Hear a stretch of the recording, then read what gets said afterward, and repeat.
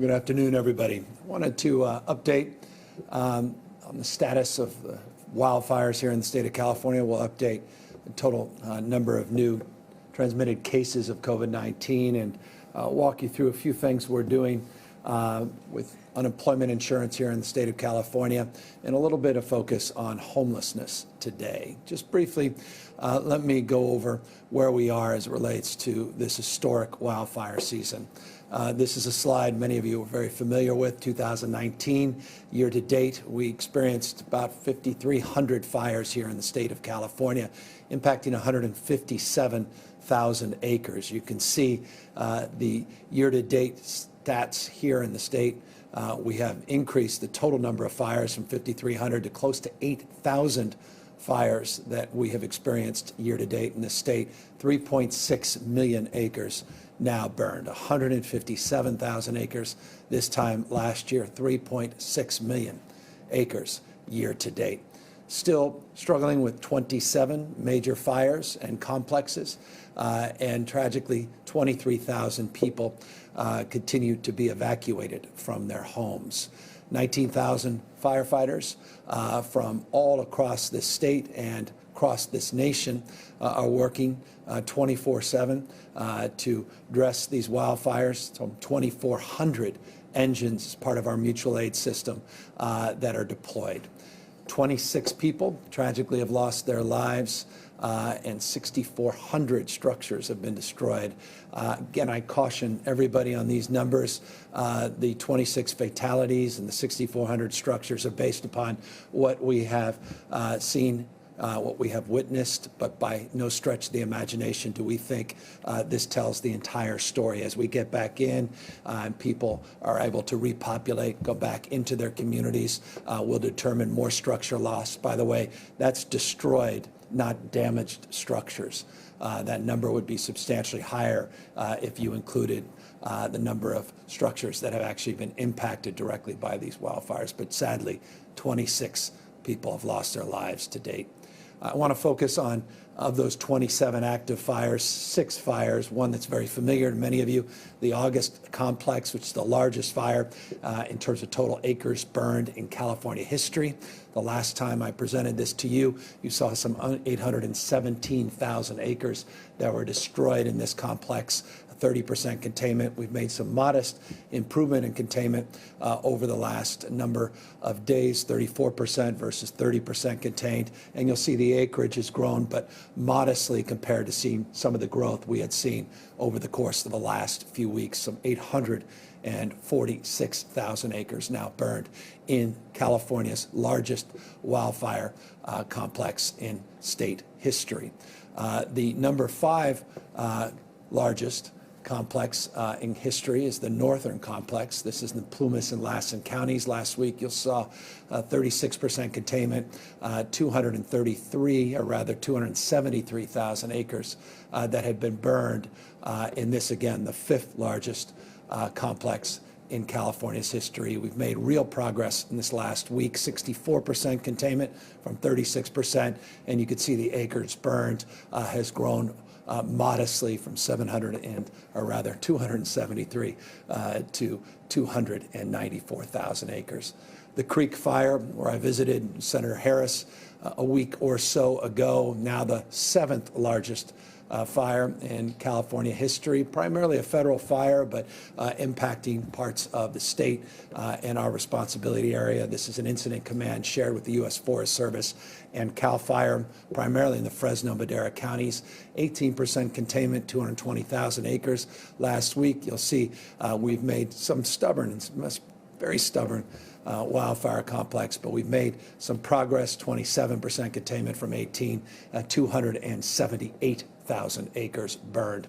I wanted to highlight just a few other fires that have gotten a lot of attention, and deservingly so. The Bobcat Fire in LA County was at 3% containment, 44,000 acres burned when we last updated you. 15% today, but you could see more than doubling total number of acreage that have been lost in this fire, 105,000 acres now being impacted. So we're putting as many resources as we possibly can on that fire. Again, our mutual aid system that exists within the state of California and outside the state of California. Some 15 mutual aid states are helping either the National Guard or CAL FIRE directly, and we're putting all the resources we possibly can on all of these complexes, but focusing, as we should, on that Bobcat fire as well as the El Dorado fire, which we made some progress last week, 60% containment on that fire, 18,000 acres. But this fire continues to be stubborn. As you can see, we've gone backwards just modestly in terms of total percentage contained. And you can see increase of about 5,000 acres over the last week. So between the Bobcat and the El Dorado fire, obviously stubborn fires, impactful, and we continue to do our best to address those complexes and those wildfires. The snow fire as well, I just wanted to offer. This is a fire that we didn't update last week, but it's one we're monitoring. I wanted to share it with you. Last week, we were about 5% containment, 4,000 acres. Looks relatively small compared to some of these other complexes, but it's a fire of concern and one, again, of focus. Today, we are making progress. Over the weekend, we were able to substantially increase the containment by multiples now, close to 40% contained, 38% contained. But you're still seeing some stubbornness and growth of total acres involved in that fire. Now some 6,000 acres have been burned. So those are the 6 that we have been focused on disproportionately. We, of course, continue our efforts throughout these other large complexes, but now 5 of the top 10 most impacted wildfires in our state's history are continuing to burn, though with real progress on some of those larger complexes, not just the August, but the LNU complex, the SCU complex, where we're seeing real containment on that CZU complex as well out there in Santa Cruz Mountains area. And again, that's testament to the extraordinary men and women, CAL FIRE, and the mutual aid system of support. Wanted to update you now on where we are with our case numbers as it relates to COVID. You can see here on the 7-day average, we've averaged some 3,400 cases. We're down modestly with the latest report, 3,294 cases as part of this report. And by the way, those 3,294 cases are off a total number of tests of roughly just shy of 150,000 tests that were conducted. And as a consequence of a substantial increase over the last few days of number of tests conducted, close to 170,000 on Friday, 180,000 roughly on Saturday, roughly 150,000 on Sunday, you could see the 7-day average of daily tests now moving back up to where we were pre these wildfires. Again, that heat dome, the heat wave, the wildfires, air quality were impacting our total testing availability in the state. We're starting to see those numbers go back up now, just shy of 124,000 tests, average number of daily tests over the last 7 days. What is very encouraging is you can see that positivity rate, some 3.1% over a 14-day period, 2.8% over a 7-day period. So testing now increasing, positivity rates continue to decrease in the state of California. I mentioned this the last time I updated you, that we're making real progress on building out this very large lab where we will substantially increase our testing well above the 124,000 average daily tests you see reflected in the last 7 days. We are on schedule in terms of those efforts. And again, it's just a point of emphasis that we are committed to increasing testing in the state of California. We're not retreating from our testing responsibilities, quite the contrary.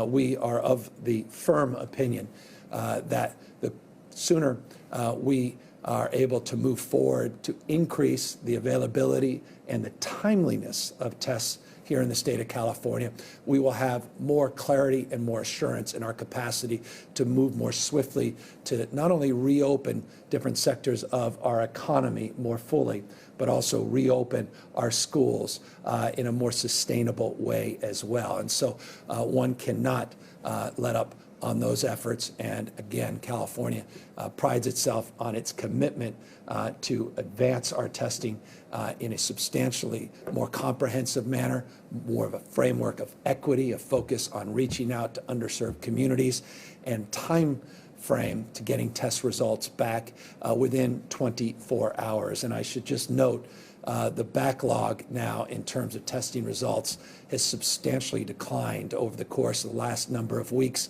Just shy of 70% of the tests now are coming back within a 24-hour period, and substantial number within 48 hours. We'll monitor that, but we want to see those test results back within that 24-hour period as a benchmark, as a foundational principle, but again, continuing to provide access and to provide the kind of quality surveys that all of us in this deserve, continues to be our goal.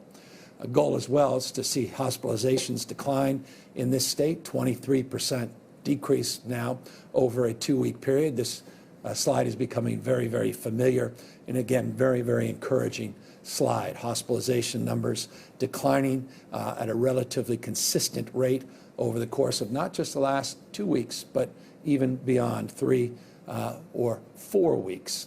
Tracking consistently with those declines in hospitalizations or the ICU admissions here in the state, tracking roughly similarly 25% decrease in the total number of ICU admissions over a 14-day period. So real progress as it relates to our case counts, real progress as it relates to our positivity rate here in the state of California.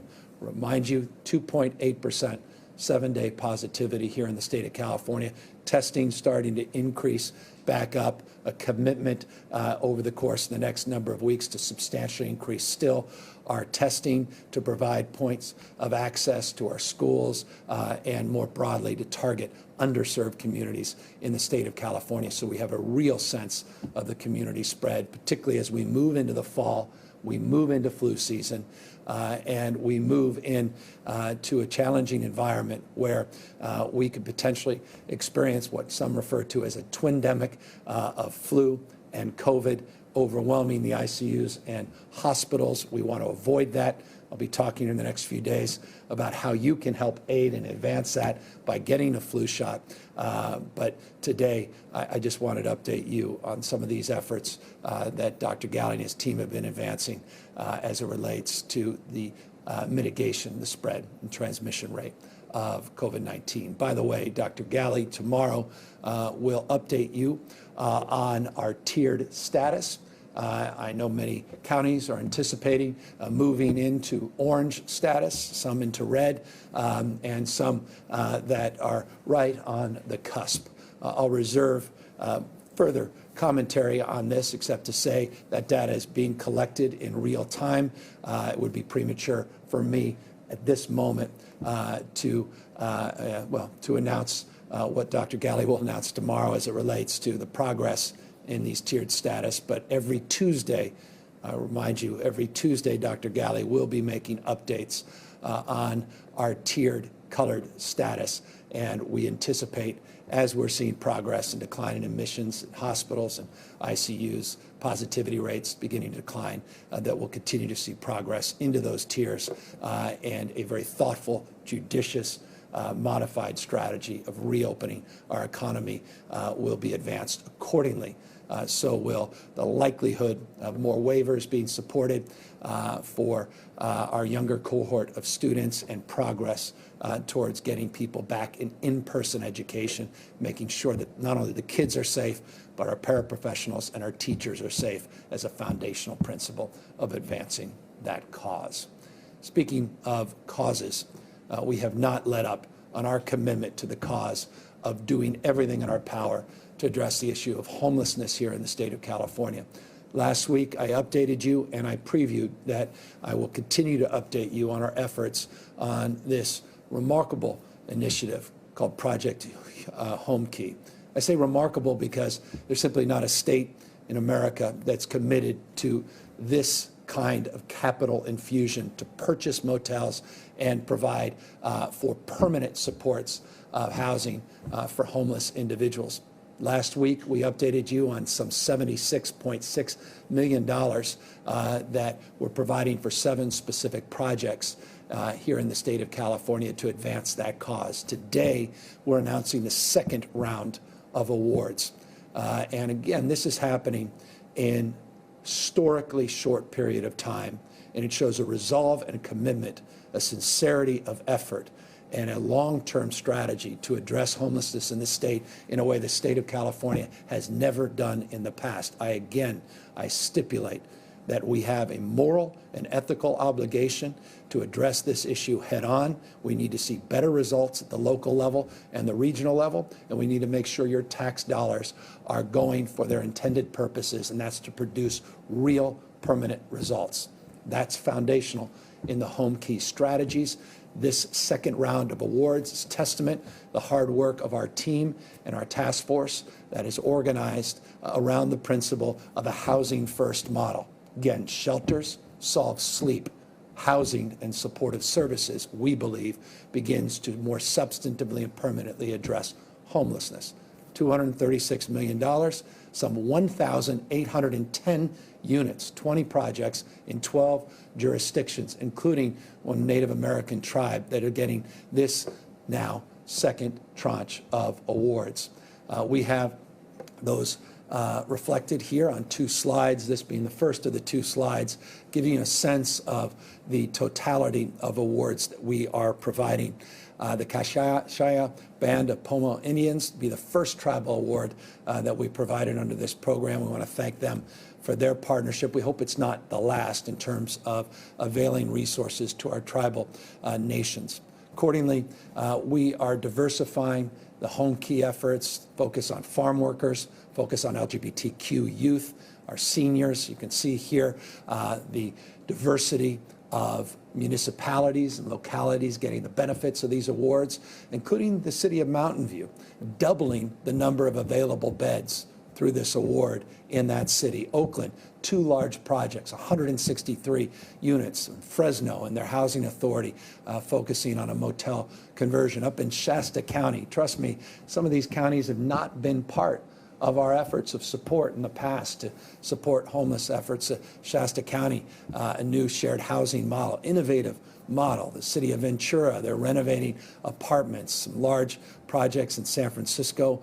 San Diego, you can see some 336 units that are being advanced. And talking to Mark Ridley Thomas, Supervisor Mark Ridley Thomas, the co-chair, along with Daryl Steinberg of our homelessness task force. They have 5 motel acquisitions that they are poised to make, some 430 units made available like that. And by the way, the cost of these programs, negligible compared to the cost of some other programs. So we believe these dollars will not only leverage other resources at the county and federal level, but also private sector support, and based upon our commitment to bring down the cost per unit to an average of less than $130,000.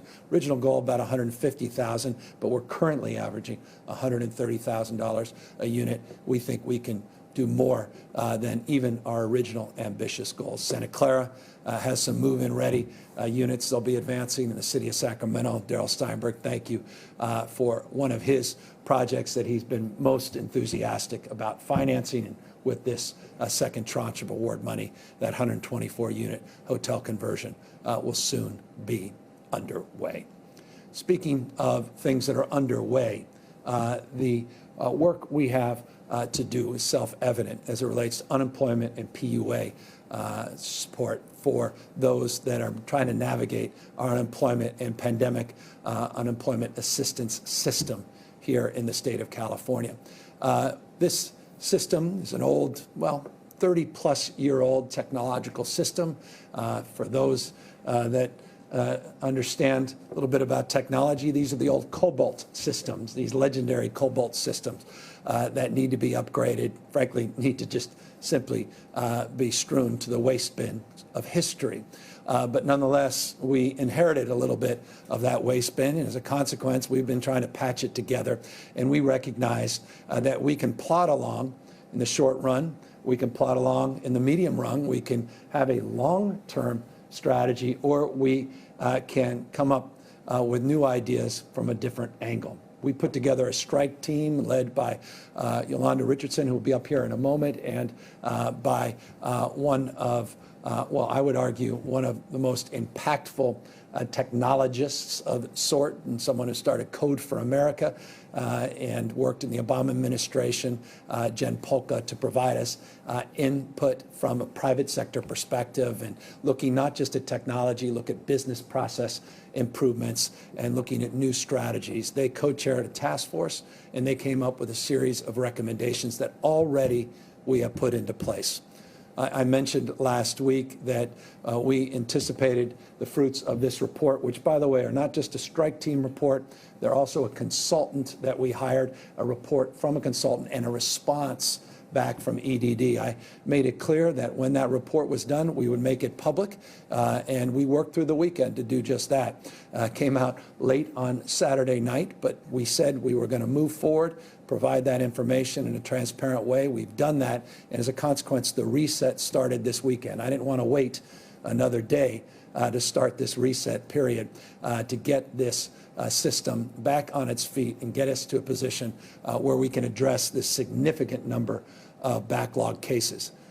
By the way, in the report, it's remarkable, showed an independent review that showed our system, as challenged as it's been, is actually performing much better than the vast majority of states. Dare I say that as a nation, we have a huge IT problem. As a nation, we must do what California and I would argue municipalities must do, and that is completely reimagine our approach to large-scale IT procurement. The fact that we have been consistently one of the top 10 states in terms of percentage of people that have filed and received checks, now 14th by one analysis, suggests how low the bar is in terms of our systems across this nation. And so I'm not here to compare and contrast. I'm here just to give you a sense of what governors, what state legislatures all across this country are facing in terms of this historic number of cases that we have to adjudicate. And I say adjudicate because we're adjudicating fraud. We've had fraud schemes all across the United States of America, disproportionately hitting states that have no income taxes for various reasons that become very obvious on the verification side when you consider. We are not immune from those fraud efforts, and we are making real progress to weed them out and hold individuals and organized groups accountable. But one of the most important things we can do, and what we're doing as part of this 2-week reset, is implementing a new automatic ID verification software system. We went through about 16 or so vendors looking at what was available out there, and went down to about 12 where we really tested and kicked the proverbial tires, and we've come up with a system called ID.me. This will process about 90% automatically of all of the new applications. You'll have requirements under this automated IT system to do selfies, to provide additional verification in ways that we think could substantially, not exclusively, no one's naive, but substantially mitigate fraud. We are now aware of 5 states that are in the process of utilizing similar technology. We were comparing and contrasting. I think Texas soon will be doing the same, though I don't want to speak for them. But we've been able to share best practices. We've been able to talk to our colleagues all across this country, not just governors, but our strike team looked at those best practices in terms of verification software. And that's the one we've landed on, and we're moving quickly in this 2-week reset. We also are looking at business process improvements, not just IT improvements, taking some of our most senior staff members that have been working the phones and now using the more senior staff members with their unique insight and expertise to go after the most complex and the oldest cases that are the most stubborn and I know frustrating for many of you trying to navigate this system. We're also focusing on our email backlogs and mail backlogs and addressing more aggressive strategy on outbound call effort, not just reacting, but being more proactive in adjudicating claims and moving claim processing forward.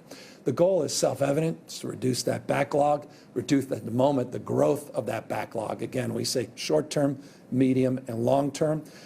We believe this 2-week reset will do just that. We're also making available more ability to download forms and information using your mobile devices and having better and easier information available on your mobile devices as well. We want to meet people where they are, and that means meeting them on their smartphones and providing that information in a much more expedited manner with more clarity and with more focus on what the real needs are. So that was all part and parcel of the strike team report and this consultant report.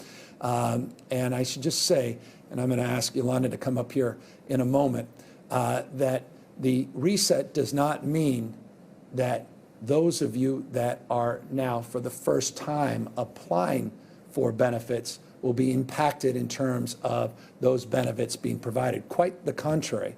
We believe this will fast track the likelihood that you would otherwise gone into a manual process that can take upwards of 60 days. Unacceptable.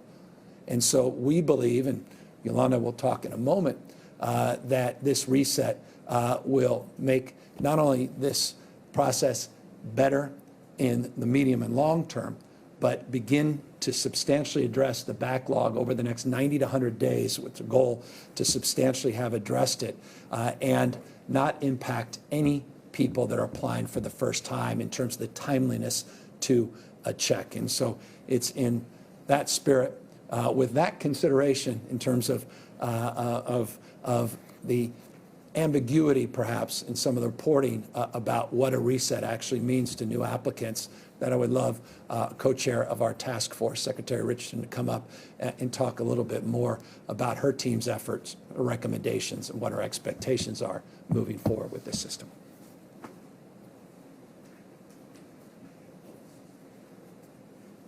Appreciate that, Governor. On behalf of the strike team, my wonderful co-leader, Jen Paulka, we really want to thank the governor for the opportunity to go into EDD and bring a fresh perspective on their operations and to build on the efforts to design a faster and better experience for the hundreds of thousands of deserving UI claimants across the state. The governor could not have said it better. Our charge was clear. We were to go in and look for how we can ensure that claimants can have the experience that they deserve. And so our report, which we have provided to EDD, is over 70 recommendations, specifically focused on doing a number of things. One, definitely reducing and preventing the growth backlog. And we just, at this time, want to really applaud EDD for embracing the idea of the reset, which will allow for those people that the governor mentioned. 40% of UI claimants were going into a manual process. And by embracing this reset, we are giving them a 90% chance going forward of having a much faster experience. This is about getting a check in their hand much faster, and we really appreciate that. Our recommendations were across the board, definitely looking at their processes, looking at redesigning the experience. And so we believe that if EDD embraces our recommendations, they will be well on their path to creating a first-class user experience, minimizing processing delays, being able to open the mail, being able to answer calls. And so we really appreciate, again, their embracement of our recommendations, but most importantly, the Government Operations Agency, in partnership with the California Department of Technology and the Office of Digital Information, is looking forward to supporting them on their journey to creating that first-class user experience. Thank you, Governor. Thank you, Madam Secretary, and of course, here to answer any questions on this topic as well. But first, I know there may have been a little bit of focus last night on the Emmys. I was a little bit more focused on Oscar. And that is one of the characters of Sesame Street last night.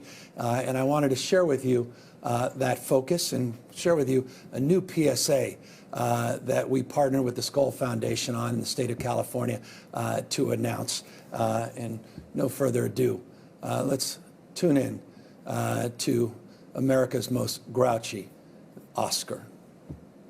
Oscar the Grouch here to tell you, yeah, you, to wear a mask when you're out in public around other people. It isn't difficult. Even a 3-year-old can do it. Hi, Sure, it'll keep you and others healthy, but more importantly, I won't have to see your happy, smiling face, and I can make grouchy faces at you without you knowing. Another benefit. So, if you don't want to wear a mask, I've got just one thing to tell you. Scram! Go away! Caring for each other because we are all in this together. So wear a mask and have a rotten day, will ya?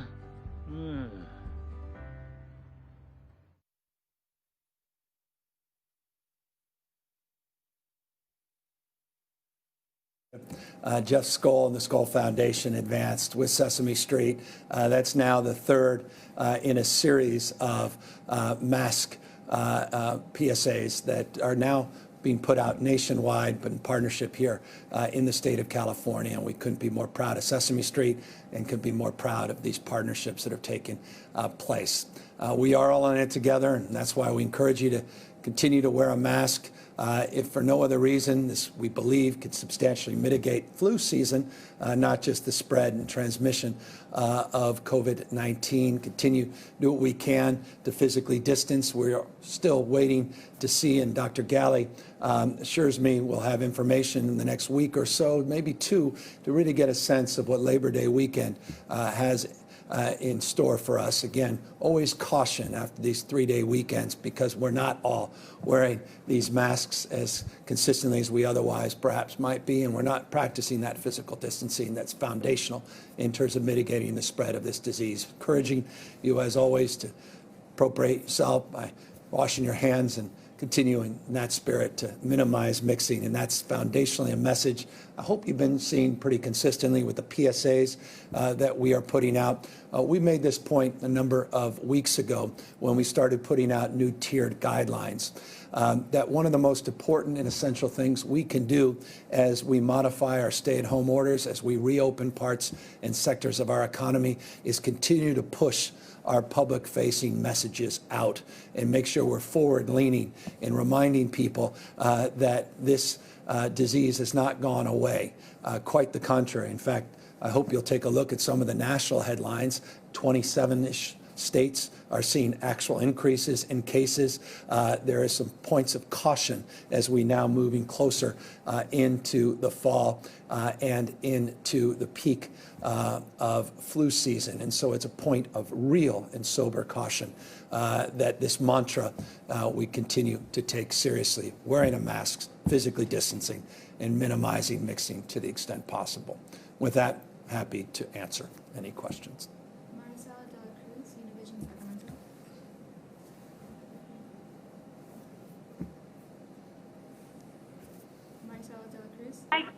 There you are. Yes. Hi, Governor. So after this reset, how long before those people that are affected with unemployment or furloughs during those 2 weeks can actually see any income coming in? You mentioned they wouldn't have to wait those 60 days, but there's already a backlog. So what is the average time everyone on backlog and the newly unemployed Californians will have to wait? Yeah, so let me ask Rolanda to come back up that can mark more specificity in that response. But as it relates, again, to the new applicants, there should be no time to delay. As it relates to the backlog, which is substantial, we have our work cut out, and that's exactly the announcement we were making today in terms of how to substantively address it. But Yolanda, you want to take a shot at this? Thank you, Governor. For the time for those in the backlog, our recommendations were targeted at looking how we could actually expedite it. So to get more into the technical aspects of how the time has been shortened by the recommendation that we made, I'm going to ask Director Hillard to come and give you that information.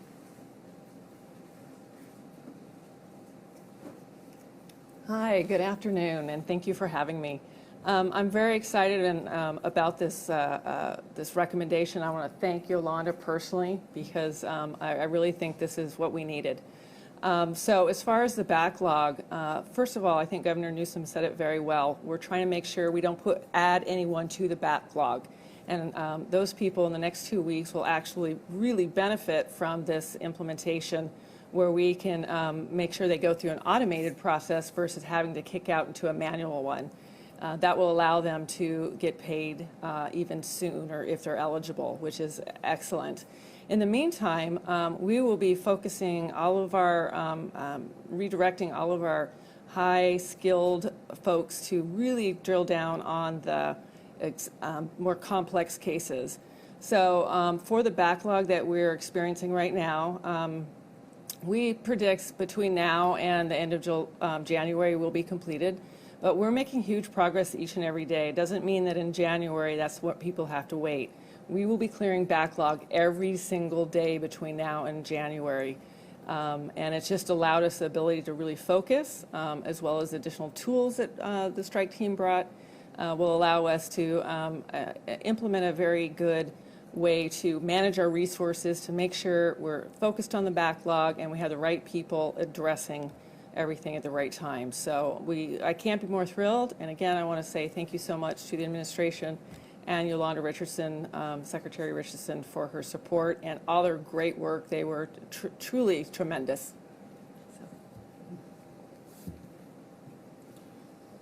Thank you, and thank you, Director. And just as a reminder, there's a 3-week timeline that's traditionally been the case for new applications, and we believe as it relates to those that are applying that can still fill out forms, and we will be proactively calling to engage them once this reset is concluded. By the way, the reset process ends on October 5th. We started that process this weekend. We didn't want to delay it even a day. But that 3-week process, within that 3-week is the goal, and we anticipate and expect with those new applicants, even within this reset period, that they will receive those checks within that period of time. Michael Finney, ABC 7. Good afternoon, Governor. Are you really confident that 6 months of failure and years of mismanagement and neglect can be fixed with a 2-week reset? Well, the issue of short-term, medium, and long-term is part and parcel of what we are announcing here today.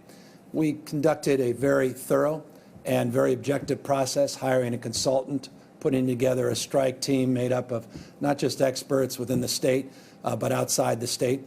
We inherited an old, dilapidated system, not dissimilar to many other states in this country. It's a wake-up call, as I said, for this nation, not just the state of California, to substantially make progress in terms of large-scale IT procurement. Just a brief update on that. Before I got here, when I was Lieutenant Governor, Governor Brown initiated a larger procurement process for unemployment insurance, as well as other benefits, including disability insurance and paid family leave. That process is an order of magnitude larger process than the one that we are announcing here today. That process we continue to advance, but we're taking advantage of all the contemporary information we have learned over the last 6 months to make sure that we're not paving over the old cow path, that we're not just moving forward with something that made a lot of sense a year ago, but makes no sense based upon the volume and the experience we've had over the last 6 months. So the answer to your question is we're making short-term commitments, and we have medium-term strategies, but we're here for the long haul. We're going to get this right. It's not just here with issues of disability insurance. It's not just issues with unemployment insurance. It's across the spectrum, including the Department of Motor Vehicles and in many other areas of government. That's why I created an Office of Digital Innovation, brought to bear some real guidance and expertise by recruiting new team of individuals running these agencies and bringing in some of the private sector mindset that I have found very, very insightful over the course of many, many years. We also started something called the RF2 process, and that is a strategy that moves away from some of the RFPs, RFQs, the old ways of doing business. If I haven't lost you, you haven't paid much attention, except to say those acronyms, well, they rely on outdated thinking. So we're trying to bring modern, more innovative thinking into our processes. I've been here 20-ish months as your governor, not 20 years, not even 2 years, and I'm committed over the course of the next 2 years of my term to really initiate some order of magnitude change in this space. We've seeded a lot in the last year and a half, and all of this experience has only doubled my resolve to do more still. Yes, Governor, I wanted to ask a fire-related question. Standard & Poor's has been saying that they're not sure that the $21 billion in the wildfire fund set up last year for the utilities will be enough, considering the size of the fire season already and the fact that we have at least another month to go. Are you thinking of trying to boost that fund in some way, or is there any effort among the legislators to do it? Not at this moment. We worked over the course of last year to put together a comprehensive strategy in record period of time, but a very thoughtful, judicious process to help support PG&E's emergence from bankruptcy, but as a completely reimagined company with completely new strategies and goals, and more importantly, accountability and transparency, the ability to claw back if they don't meet those goals.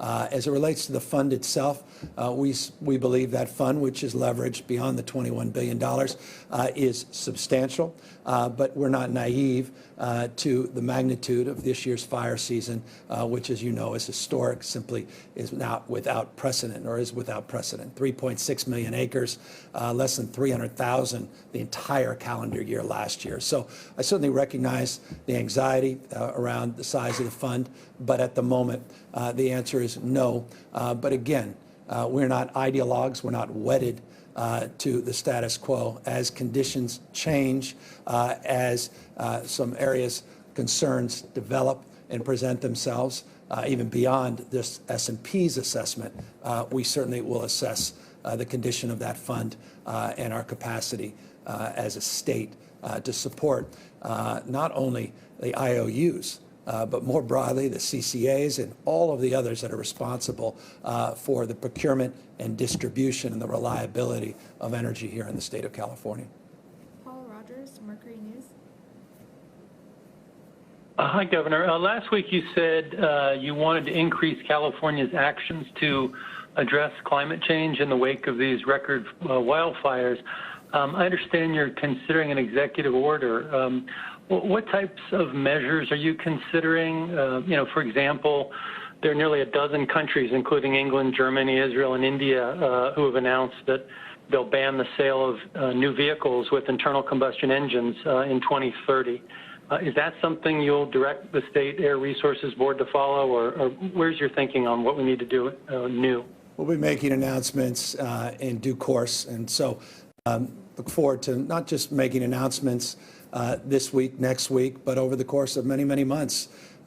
We are committed to exercising appropriately our resolve to do more than we even have to date in terms of low carbon green growth, and to begin the process of changing the way we produce and consume energy, both supply but primarily demand approach. And that's consistent with the frame of your question. By the way, it's also consistent with the frame of the actions that were recently taken by this state that didn't generate the kind of attention perhaps they deserved, and that is the fact that California is leading the nation. Just recently adopted strategies on medium and heavy-duty trucks to reduce emissions in that space. And we followed up. We now have 15 states that have joined this partnership. We were the first state to do that, and we are committed to finding more support from other states across this nation. So we look forward to working with the legislature next year, a series of efforts. We look forward to continuing at the administrative level to do more in this space, and certainly all of our regulatory agencies to continue to advance the collective goal of decarbonizing our economy, which is our commitment and our resolve in the state. Brandon Pha, Voice of OC. Hi, Governor. Thank you for taking my questions. Always appreciated. There's been some concern among labor leaders down here in Orange County, at least, and I'm sure other parts of California, about whether you will sign into law AB 3216, the labor retention law put forward by Ash Kalra in response to the coronavirus-era unemployment, amid opposition by corporations and for-profit industries objecting to this bill. What do you say to those concerns? Will you sign this bill? And also, amid the conversation on wildfires and climate change, there's another aspect of environmental justice slipping by, namely the topic of seawater desalination facilities. Here in Huntington Beach, there's a controversial desalination project proposal for the coastline that critics fear would negatively impact low-income communities, and palpable concern among activists that, Governor, you won't reappoint to the Santa Ana Water Board a key vocal critic of the project proposal, Director William von Blausengame, amid a pending vote on the project's permit. Would you say those concerns are valid, and will you reappoint Director Von Blasingame to the board? Well, thank you. And forgive me, first of all, thank you for the details of your question. And let me, and I don't mean this to be flippant or dismissive, quite the contrary. As many of you know, I have quite literally hundreds of bills that I am currently going through in real detail and specificity. I have till the end of this month, just 9 or so days, to make a determination to sign or veto hundreds and hundreds of bills. We tend not to, as a rule, unless there is some extenuating circumstance, preview where we land on many of these bills. And so I look forward to reviewing the specific bill that you have in question, and we'll certainly, as we process that, once we sign or veto that bill, we'll make sure that you are made aware of that decision. As it relates to the decision, as it relates to personnel, try not to make decisions about appointments or reappointments, particularly on regional bodies and water boards and air quality districts and the like, in a public manner like this. And forgive me, we have not had the opportunity with my appointment secretary to adjudicate the quality of those existing appointees, many that I inherited from the Brown administration, many outstanding, and we'll certainly, again, as we make those determinations, make those public. Michelson, Fox 11. Thank you, Governor. One of the Orange County Board of Supervisors members is asking President Trump to give coronavirus relief funding directly to the counties and not to the state in order to take away some of your own leverage. What's your response to that?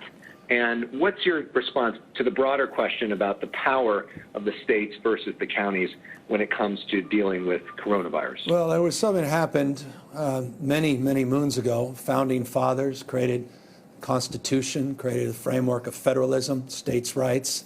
It's enshrined in the Constitution. I would encourage anyone who hasn't had the opportunity to dust up on some of these constitutional principles to consider these requests in light of how this nation was founded and the framework that has lasted hundreds and hundreds of years.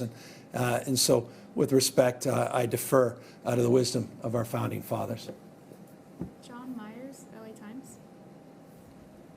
Yeah, Governor, I want to get back to the EDD problems in particular. I mean, the task force had an eye-popping number on Saturday night saying that the backlog is growing by some 10,000 cases a day. And I just want to know from you, I mean, how can Californians trust that this is going to get fixed and that the numbers you're talking about now, your projections are going to be right? I mean, can you give them a better metric that you've told your team you want X improvement by the end of September, X by mid-October? I mean, there's some accountability here that people want to know that something's getting done. Yeah, that's why we put together a strike team. It's why I brought 5 new people into this agency. It's why we hired an independent consultant. It's why we put the consultant report out at the same time we put the strike team report out. It's why we had EDD respond in kind, and it's why we moved forward over the weekend so we didn't waste even a day in terms of our assurance to move forward with a reset. So all I can say is that and more, that we are committed to everything that we have asserted in the EDD response letter, and we are committed to work in a collaborative spirit, oversight. California legislature, we had the opportunity. They have a work group that we had counseled with. They actually provided some very insightful recommendations of their own, and we're trying to incorporate the same. And so we are committed to getting this done, and we recognize the magnitude of the responsibility and the extraordinary challenge that we have in front of us. And so we'll be transparent with you and others in real time over the course of weeks, not waiting months for the results of these efforts. And that's another firm commitment that the team is also advancing. Final question, Dustin Gardner, SF Chronicle. Thank you, Governor. With respect to zero emissions vehicles and climate change, your administration has moved in the last year to cut rebates for electric vehicles. Even before the pandemic, your budget cut funding in about half. And this was as the state had a surplus. Now it looks like there could be almost no funding for rebates this year, or very little funding. Why are rebates not a key piece of your strategy when it comes to the transition to electric vehicles? We're committed to rebates. We're committed to a completely comprehensive strategy, from healthy soils to doing what we can in regenerative agriculture, strategies on supply, strategies on demand, committed to the broader cause of environmental justice, energy efficiency in the state of California, and making sure communities that have been left out are part and parcel of the narrative moving forward in terms of our decarbonization efforts. There's enormous amount of pressure, as you know well. Imagine you've reported in terms of the cap and trade program and the auction results, though we had much more favorable auction results recently.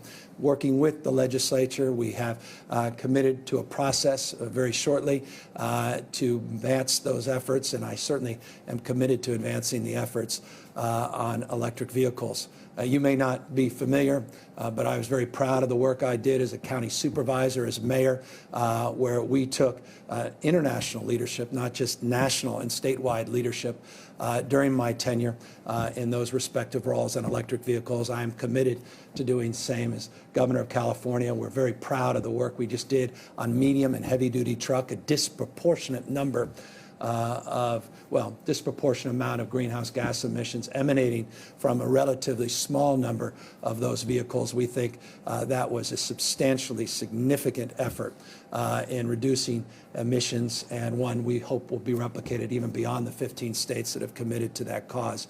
You'll be hearing more about our efforts as it relates to electric vehicles in the coming weeks and months, and you'll certainly be learning more as we're already in the process of putting together next year's budget when I announce those efforts in January. So with that, let me thank everybody for the opportunity to update you on some of the announcements we made over the weekend. EDD, thank you as well to our entire team, particularly Department of Public Health. It is nice to see a 2.8% positivity rate for the first time in many, many months over a 7-day period. It's nice to see those test numbers begin to increase. Again, not where we need to see either number. Look forward tomorrow to hearing Dr. Galley update us on our tiered status. And again, we thank our partners at Sesame Street and Oscar for his contributions today, reminding all of us the importance, power, and potency of wearing face covering, wearing a mask. Take care, everybody.